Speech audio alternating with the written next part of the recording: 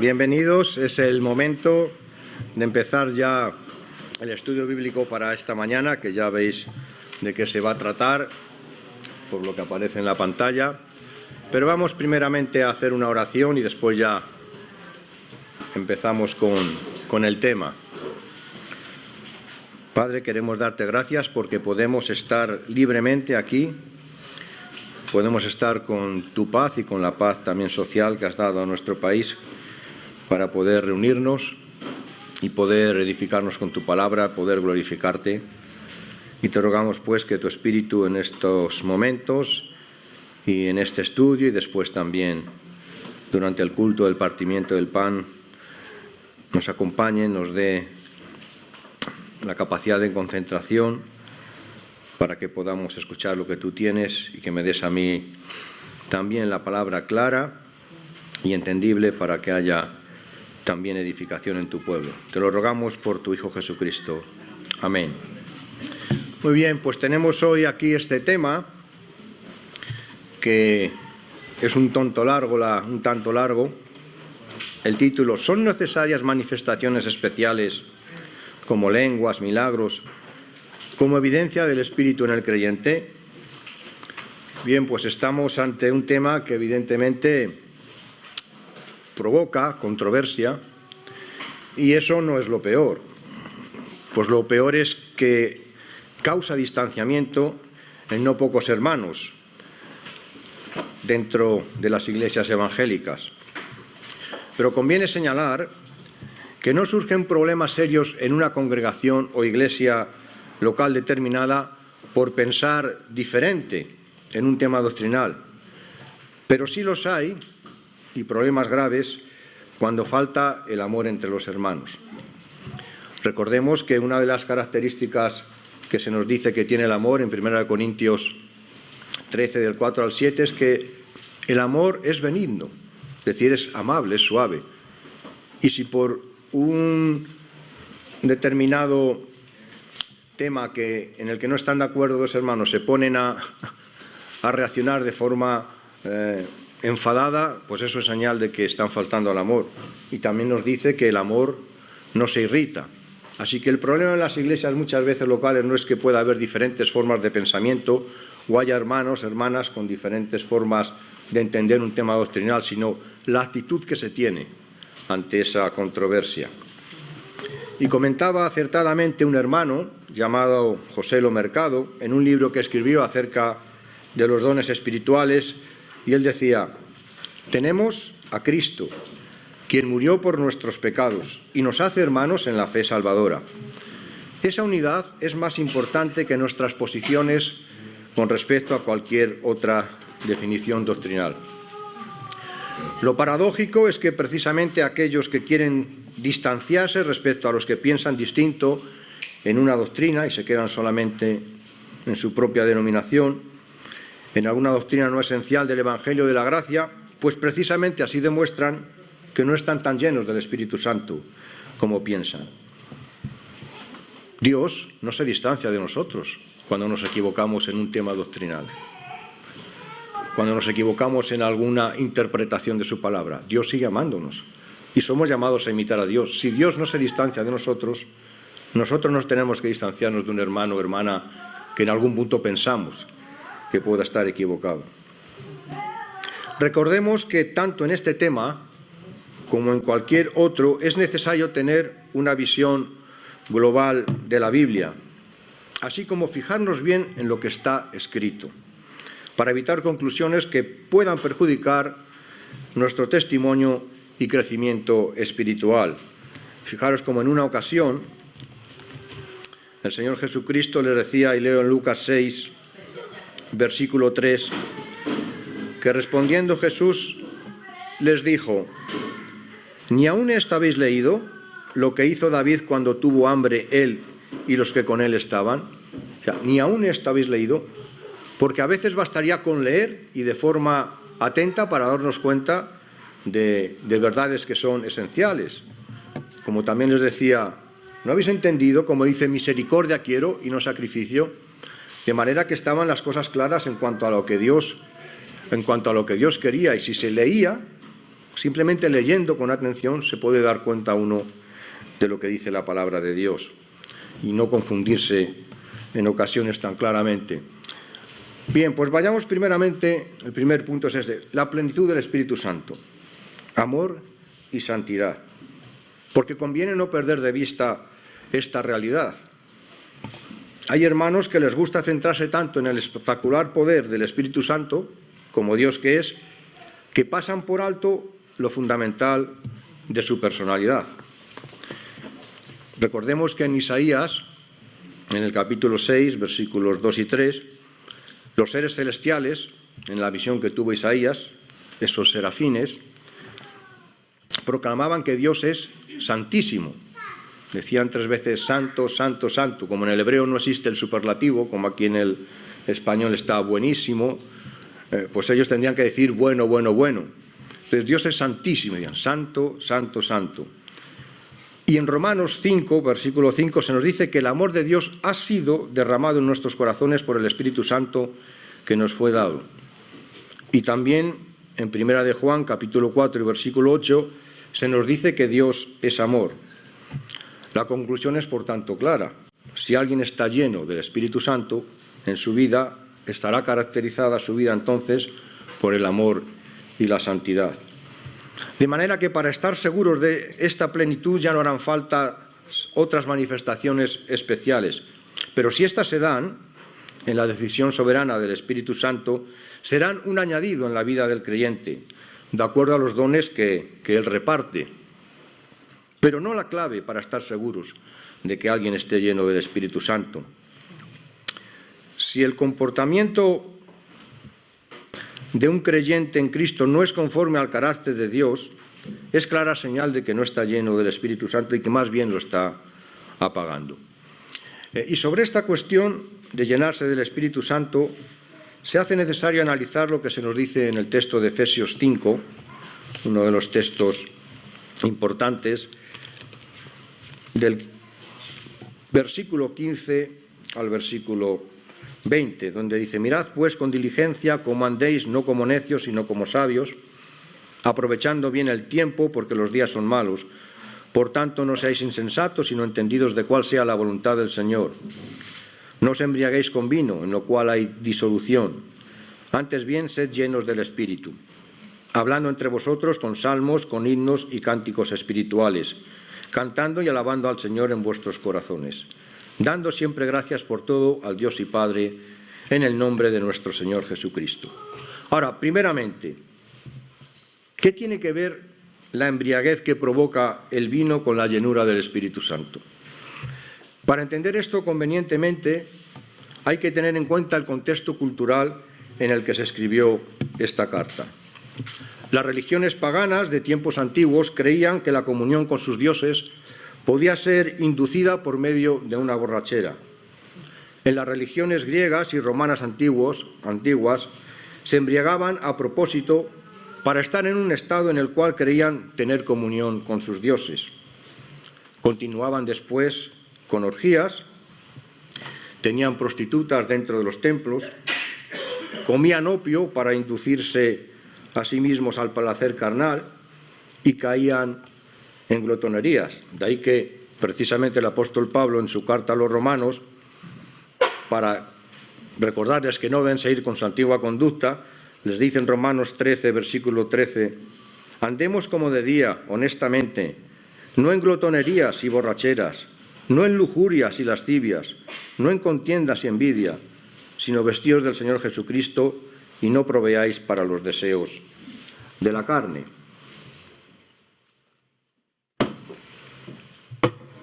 Así que luego, después de esto de borracharse y tener grandes comilonas, pues inducían el vómito en los vomitorios que había, para seguir embriagándose, cayendo en todo tipo de estimulaciones carnales, sensuales, extrañas, místicas e inimaginables.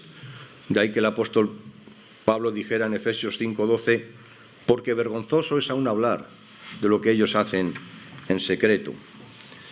El embriagarse para hacer o para buscar tener una comunión con los dioses paganos era muy común en tiempos antiguos y era del conocimiento de todos en aquellas regiones. Estos hombres que se embriagaban buscaban llegar a un estado inconsciente donde comenzaban a hablar palabras sin sentido, creyendo que era el lenguaje de los dioses. De ahí que, para evitar malentendidos, llegando los incrédulos a identificar el culto cristiano con los suyos, cuando se ponían a hablar en lengua a los creyentes, tiene que decirles, en 1 Corintios 14 y versículos 27 y 28, que si habla alguno en lengua extraña, sea esto por 2 o a lo más 3, y por turno, y uno interprete. Y si no hay intérprete, calle en la iglesia y hable para sí mismo y para Dios. Porque entonces, si no era así, en vez de acercarse los incrédulos a Cristo, más bien se les alejaría de la palabra de Dios, como da a entender también en 1 Corintios 14, 23, cuando dice: si pues toda la iglesia se reúne en un solo lugar y todos hablan en lenguas y entran indoctos o incrédulos, ¿no dirán que estáis locos? Pero decir, mira, igual que las otras religiones que se ponen a hablar palabras que no hay quien las entienda. Así que el apóstol Pablo tiene que dar estas anotaciones, estos consejos, para evitar que los cultos fueran desordenados y que se parecieran a esos cultos paganos donde se decían cosas que no había nadie que entendiera. Y conviene también reseñar y recordar que el texto de Efesios 5:18, que nos dice que sed llenos más bien del Espíritu Santo, como apuntan los entendidos, en la construcción del lenguaje original griego podría leerse como manténganse continuamente llenos del Espíritu. Los especialistas en el griego original hacen notar que la forma gramatical de la palabra lleno es un imperativo presente que permite también la traducción dejaros constantemente llenar.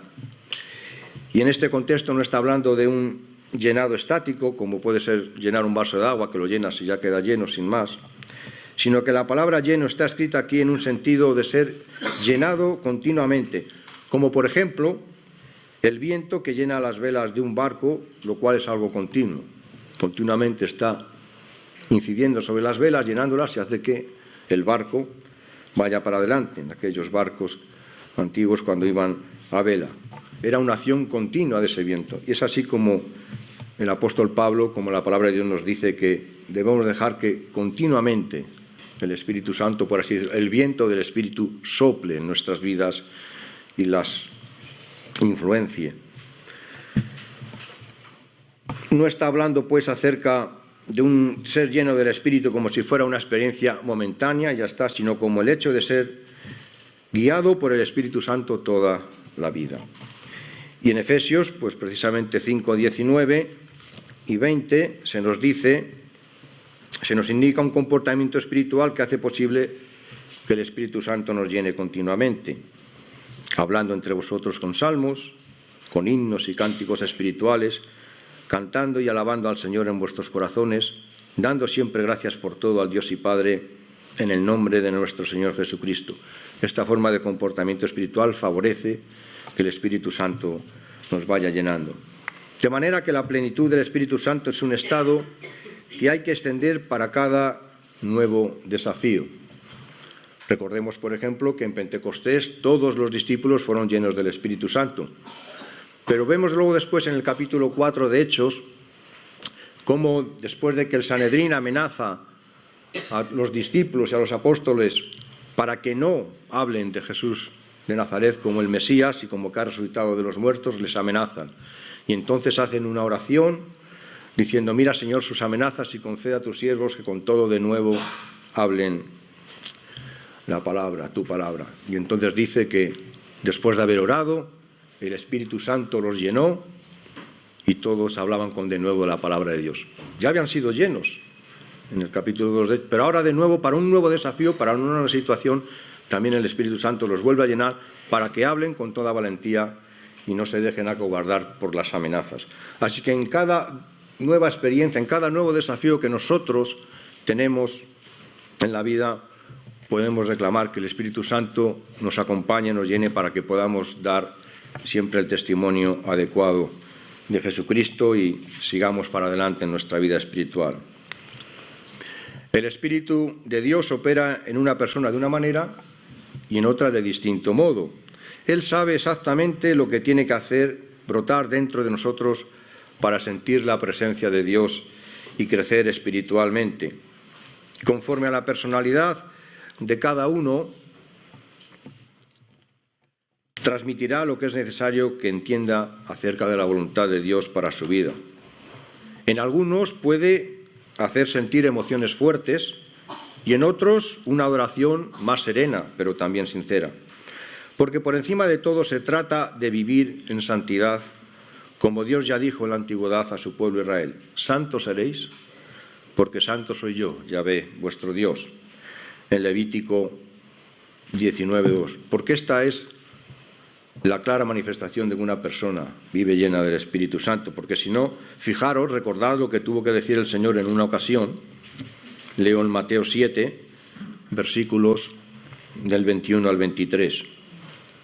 No todo el que me dice Señor, Señor entrará en el reino de los cielos, sino el que hace la voluntad de mi Padre que está en los cielos. Muchos me dirán en aquel día: Señor, Señor, ¿no profetizamos en tu nombre? Y en tu nombre echamos fuera demonios, y en tu nombre hicimos muchos milagros. Y entonces les declararé: nunca os conocí, apartaos de mí, hacedores de maldad. De manera que una persona puede hacer milagros, una persona puede hacer manifestaciones especiales, incluso puede que eche demonios y, sin embargo, ser un hacedor de maldad, como dice aquí en esta expresión del castellano antiguo. Una persona que no tiene el Espíritu Santo. No es, entonces, lo que se puede hacer espectacular lo que da la garantía de que una persona venga de parte de Dios. Recordad que también los hechiceros de Faraón fueron capaces de imitar algunos de los portentosos prodigios que hacía Moisés también delante de Faraón. Bien, pues asimismo el Espíritu Santo nunca desplazará la importancia trascendente de la palabra de Dios para sustituir su protagonismo por emociones descontroladas. Se trata de obedecer la palabra de Dios. Como ya dijo el profeta Samuel al rey Saúl, el obedecer es mejor que los sacrificios. Y es lo que Dios quiere, que su palabra siempre sea tenida en cuenta. Si la palabra de Dios no es central en un culto, pues entonces no es la interpretación del Espíritu Santo lo que se está experimentando, o la intervención. ¿Cómo va a infravalorar el Espíritu Santo la propia palabra que Él ha inspirado?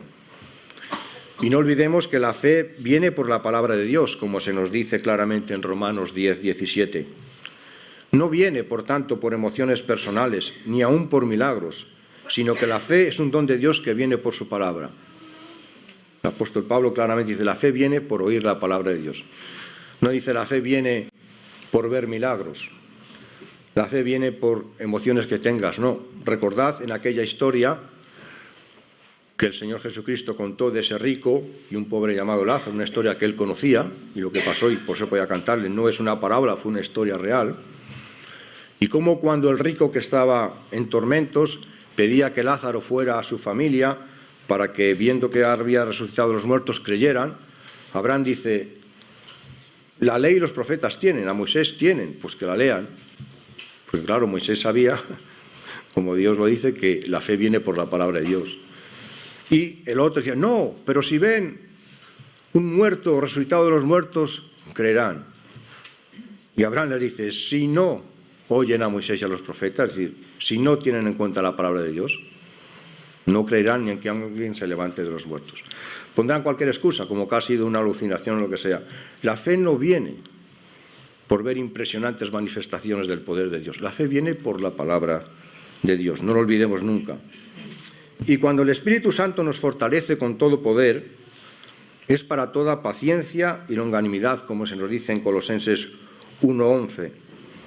Dice en Colosenses 1:11 que estemos fortalecidos con todo poder conforme a la potencia de su gloria, que era lo que pedía el apóstol Pablo en oración para ellos. ¿Para qué? Para toda paciencia y longanimidad. No dice fortalecidos con todo poder para hacer muchos milagros y hacer hechos portentosos, sino para que tengamos toda paciencia y longanimidad, porque en medio de un mundo que cada vez vive más de espaldas a Dios, hace falta estar llenos de toda paciencia y largura de ánimo, longanimidad, para poder seguir adelante sin desmayar. Así que no es en primer lugar para realizar prodigios espectaculares, porque primeramente todo poder del Espíritu Santo en nosotros tiene el objetivo de asemejar nuestro carácter al de Cristo, el cual, como hombre en la tierra, siempre tuvo toda paciencia y longanimidad, lo que tuvo que soportar. Pero nuestro Señor Jesucristo siempre estuvo fortalecido con todo poder y tuvo también toda paciencia y longanimidad. Y por otra parte, la acción del Espíritu Santo nunca impide nuestras funciones cognitivas o ser conscientes, para que podamos por su acción pues dar un mensaje que edifique a la Iglesia. Recordad cómo en 1 Corintios 14 y versículos 32 y 33 dice: y los espíritus de los profetas están sujetos a los profetas, pues Dios no es Dios de confusión, sino de paz. Por tanto, eso que dice que me arrebató el espíritu y perdí la consciencia, eso no coincide con la palabra de Dios. El espíritu de los profetas está sujeto a los profetas. Cada uno puede tener el control para actuar de manera que crea conveniente en un momento determinado. O sea, no es que alguien quede arrebatado y no sepa ya lo que hacer. El Espíritu Santo no nos lleva a perder nunca la consciencia. Bien, hay ahora otro tema, otro punto, que la plenitud del Espíritu Santo conlleva pues el fruto del Espíritu, como complemento a lo que he dicho anteriormente. Porque en el punto anterior he querido exponer que, en primer lugar, un creyente lleno del Espíritu Santo se caracteriza por una vida que refleja el amor y la santidad de Dios. De manera que el hecho de no tener un determinado don no significa que alguien no esté lleno del Espíritu Santo, como también lo expone claramente el apóstol Pablo en 1 Corintios capítulo 12, versículos del 29 al 30, donde hace una serie de preguntas retóricas, es decir, preguntas que tienen ya la contestación en sí mismas, y dice así: ¿son todos apóstoles? Aunque no dice la respuesta, evidentemente no. ¿Son todos profetas? No. ¿Todos maestros? No. ¿Hacen todos milagros? No. ¿Tienen todos dones de sanidad? No. ¿Hablan todos lenguas? No. ¿Interpretan todos? No. Por tanto, es decir, que si no tienes tal o cual don, que si no hablas en lenguas no estás lleno del Espíritu Santo, está contradiciendo la palabra de Dios. Porque aquí está diciendo el apóstol Pablo que no todos hablan en lenguas, como no todos tienen por qué hacer milagros, porque el Espíritu Santo reparte como Él quiere, no como nosotros queramos.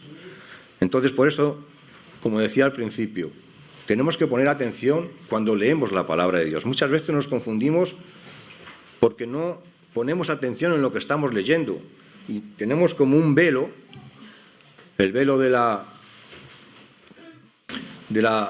doctrina que hemos recibido, que nos impide dar cuenta muchas veces de lo que estamos leyendo. Y yo pues soy un ejemplo para mí mismo, porque cuando estaba dentro del catolicismo romano, ¿cuántas veces?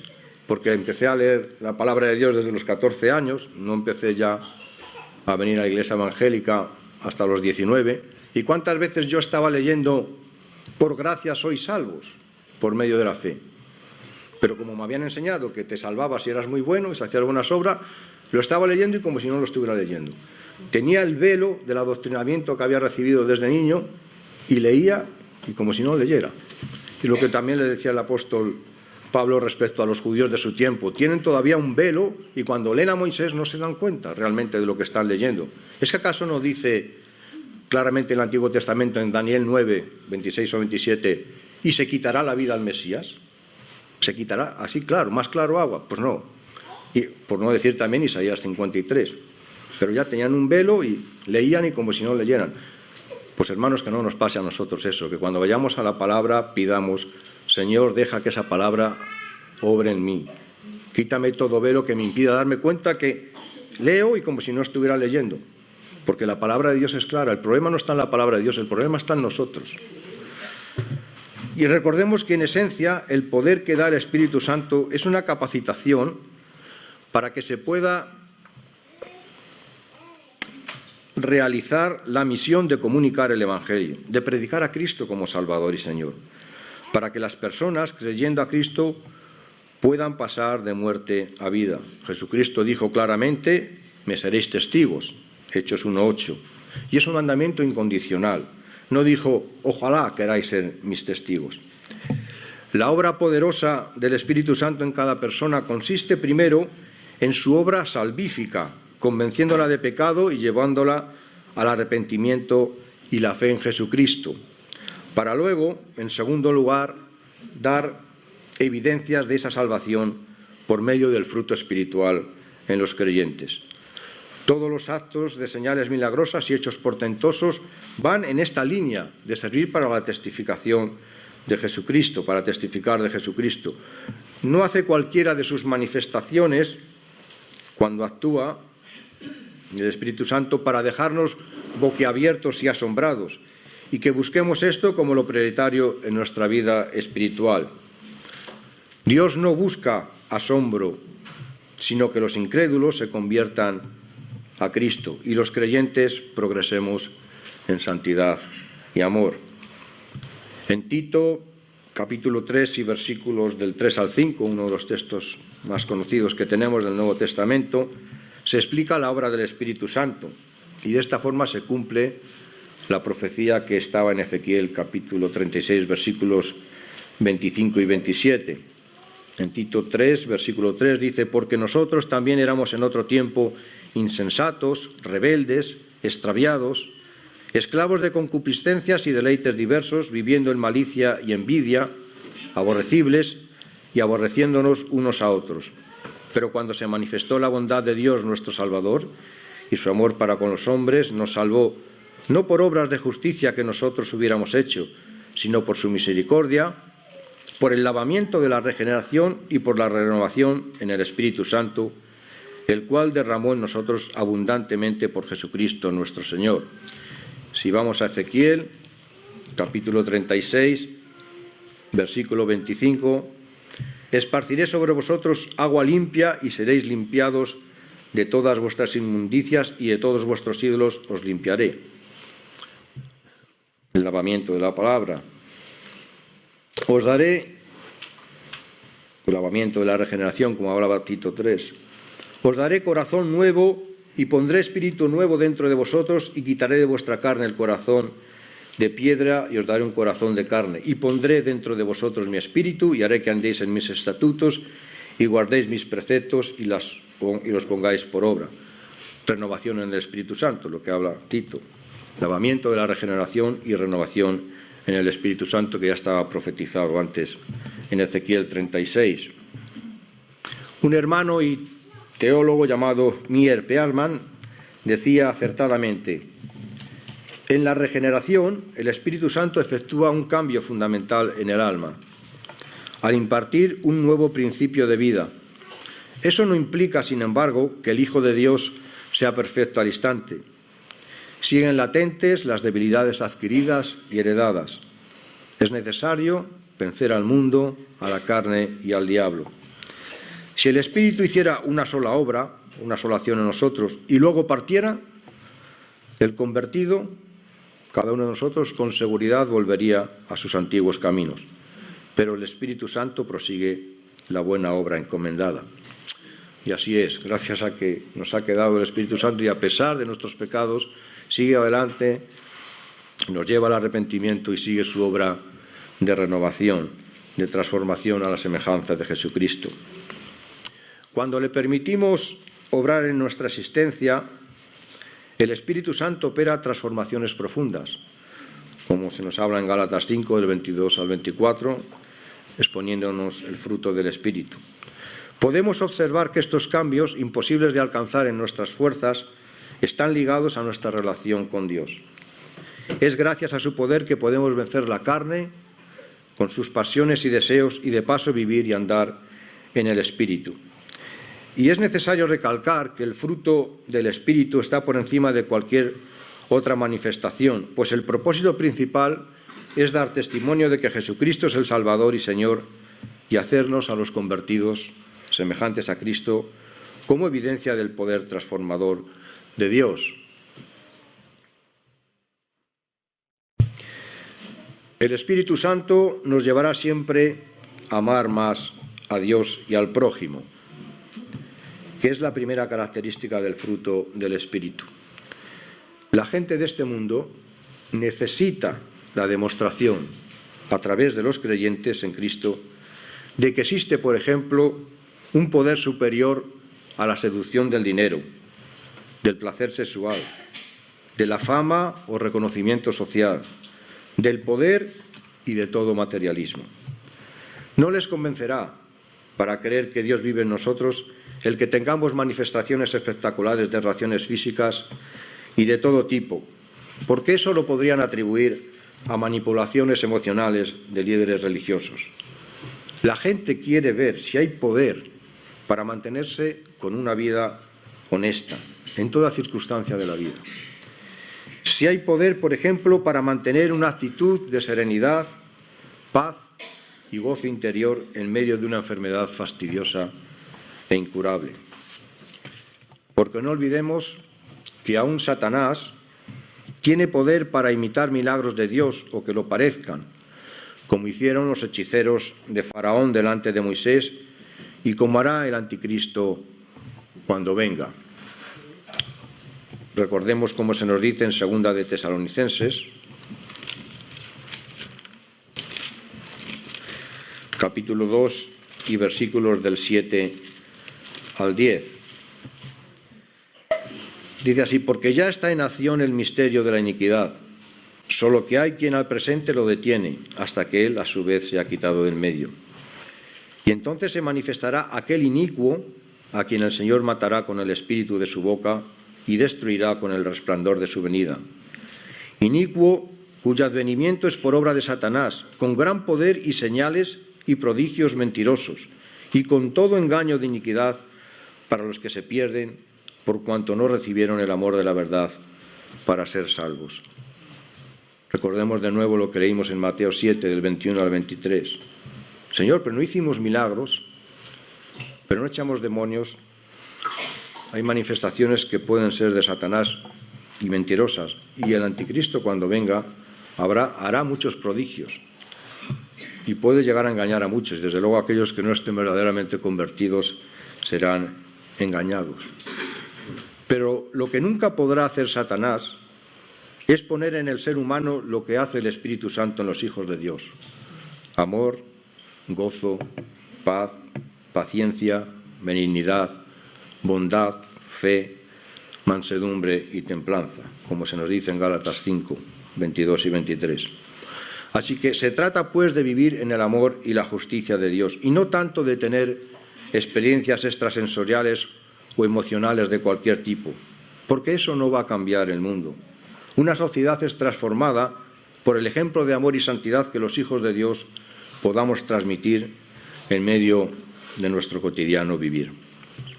Así que, hermanos, tengamos cuidado y atendamos siempre a lo que nos dice la palabra de Dios para no ser confundidos. ¿Quieres como debe ser la plenitud del Espíritu Santo? Pues déjate influenciar por su palabra y vive en amor y en santidad como Dios desea. Pues quisiera ahora dejar este tiempo por si hay preguntas, porque probablemente alguien quiera alguna aclaración más o considerar alguna cuestión que no se ha dicho. Así que si alguien... Sí. Un término que de pronto no entiendo bien, que es cómo va a infravalorar. O infravalorar. Lo digo y me corriges si está mal. Va a contradecir algo que está diciendo. Infravalorar, bueno, es no valorar, tener en poco. Tener en poco. Sí, alguien iba. No sé si alguien también iba.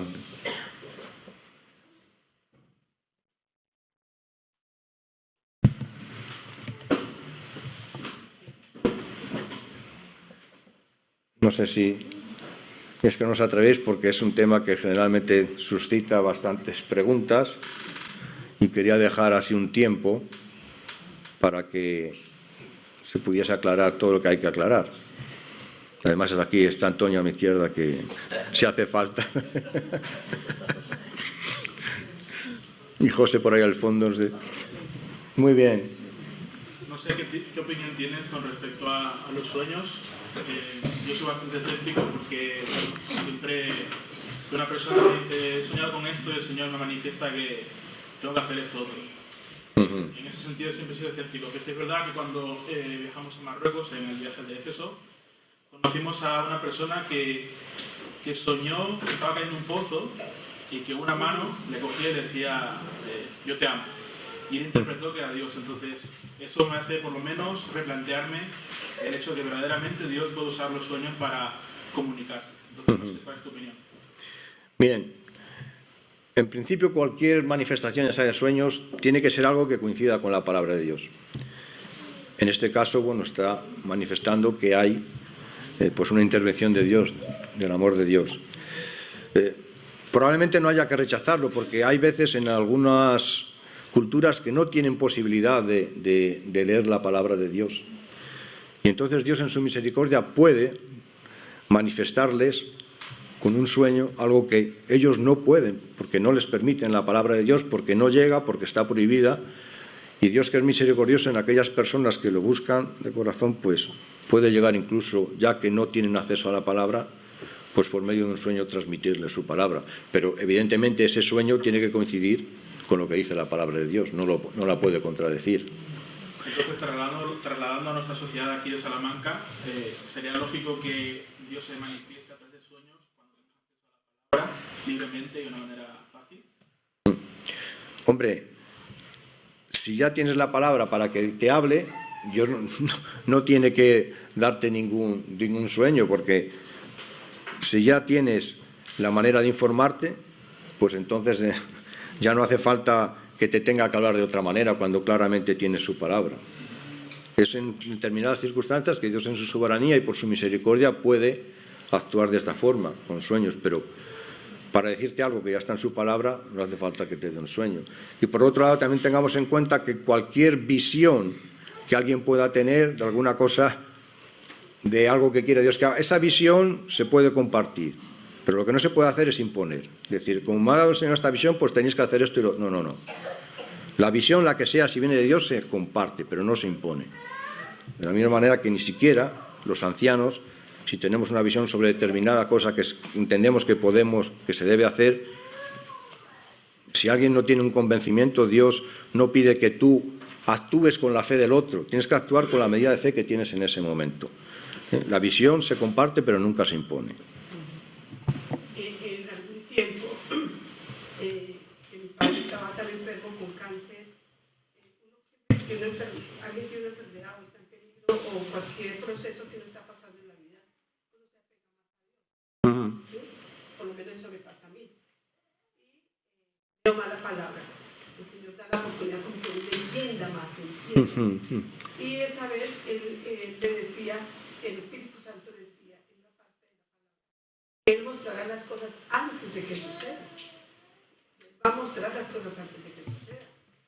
Soy una enamorada, y siempre lo he dicho acá, soy una enamorada del Espíritu Santo. Decía, cuando mi padre se muera, yo, oh Dios mío, yo no sé qué voy a hacer. Porque era más de papá.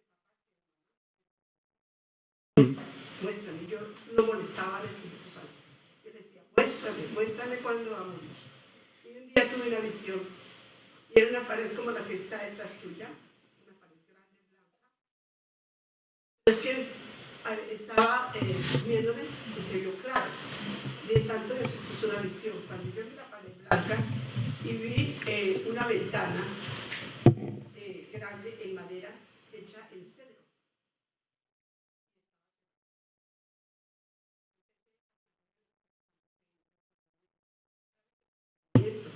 Ayúdame. Y salió así como un rollito a mi mente salía. Y yo decía, la pared blanca significa pureza. Pero la ventana, el cedro, es fuerza. Yo decía, Señor, ¿qué le quieres decir? Y es en cuestión de minutos. Y él decía, ¿qué quiere decir Espíritu Santo? 3 de la mañana, 2 de la mañana, ¿qué quiere decir Espíritu Santo? Ahora me mente.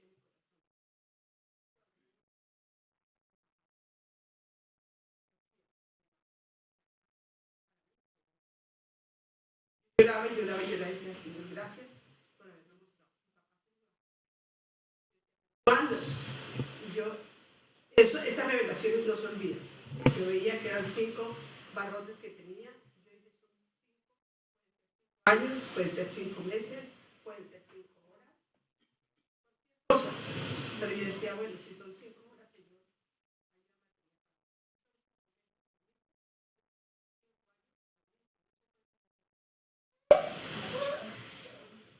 ¿Sabe qué? A los 5 meses él murió. Lo que dice el hermano, sí, él todavía habla por medio de visiones y por medio de sueños. Cuando uno le pide y le pide de verdad y cree y tiene fe. Dice, la fe viene por el oír. Y la palabra, ¿oír qué? La palabra de Dios. No es el radio, no es el wifi, no es cualquier... Sí. La palabra de Dios. Vamos a ver, Dios en su soberanía puede actuar como quiera, con quien quiera. Ahora, lo que no podemos hacer es decir que como a mí me ha dado una visión, tiene que dártela a ti también cuando quieras. No, así Dios es soberano y lo que no podemos es imponerle la forma de actuar. Pero si Él en un momento dado quiere darnos algo de entendimiento, que lógicamente, si tú querías saber cuándo tu padre y Dios te concedió ese conocimiento, porque la palabra de Dios, claro, no va a venir cuando va a morir ninguna persona. Pero bueno, y así te bastaba bien. Lo que no podemos hacer es decir que a todos tiene que darnos visiones, pues bueno, cuando Dios quiere puede hacer lo que sea, pero y sobre todo lo que nos transmita nunca puede contradecir su palabra. Eso lo tenemos que tener muy claro.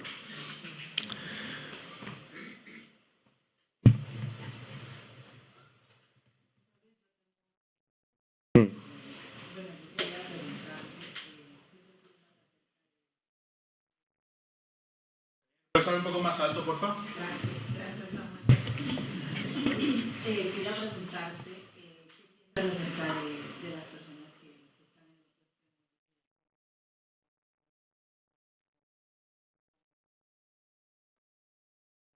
en No hay los cesacionistas que dicen que hay algunos dones que ya cesaron. Bueno, yo no encuentro en la palabra de Dios ninguna declaración sobre que haya cesado algún don. Otra cosa es que Dios ya pues use menos algún don, porque por ejemplo el don de lenguas, pues en aquellas épocas, en el primer siglo, cuando no tenían todos los creyentes las escrituras a mano como las tenemos ahora, y no podían todos recibir un discípulo de Jesucristo, un testigo suyo, ya fuera apóstol o alguno que lo había conocido, entre todos los que lo conocieron en vida, pues tuviera que recurrir a este don para transmitirles cosas que no tenían una palabra escrita para conocer. Y ahora ya no hace falta tanto. Pero yo no creo que haya cesado ningún don, porque no encuentro en la palabra de Dios ningún texto que me dé a entender de forma explícita o implícita que haya algún don que ya se haya quitado. Simplemente la palabra de Dios expone estos son los dones y que el Espíritu Santo reparte como quiere. Y punto. Y ya no hay nada más.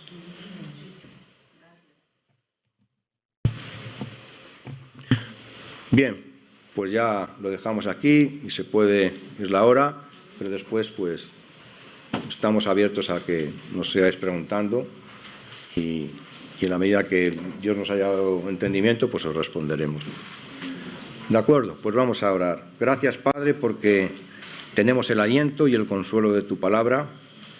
Gracias por la sabiduría que tú pones en nosotros a través de ella y que ya no tenemos que depender de hombres porque tú te has revelado y podemos entender lo que es la verdad gracias a tu palabra y a tu Santo Espíritu. Y te damos las gracias porque podemos edificarnos continuamente a través de ella. En Cristo Jesús te las damos. Amén.